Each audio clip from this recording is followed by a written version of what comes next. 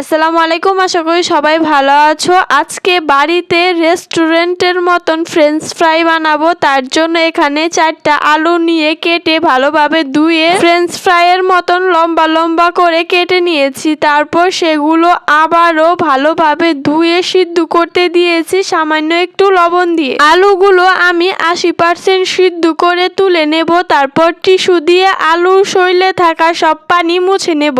এরপর কড়াইতে তেল দিয়ে তেল গরম হওয়ার পর সবগুলো আলু দিয়ে ভালোভাবে সময় নিয়ে মুচমুচা করে ভেজে নামিয়ে নেব। আলুগুলো ভাজা হয়ে গেলে একটি বাটিতে নিয়ে তারপর সামান্য একটু মরিচ গুঁড়া, লবণ, বিট লবণ দিয়ে ভালোভাবে ঝাঁকিয়ে মিশিয়ে নিচ্ছি। এই তো তৈরি হয়ে গিয়েছে ফ্রেঞ্চ ফ্রাই। আমি টমেটো সস দিয়ে পরিবেশন করেছিলাম, একদম হোটেলের মতোই খেতে হয়েছে। ফ্রেঞ্চ ফ্রাই খেতে আমি খুবই ভালোবাসি, যখনই খেতে ইচ্ছে করে তখনই এইভাবে তৈরি করি। তোমরাও একবার তৈরি করে দেখো। আজকে ভিডিও এ পর্যন্ত, টাটা।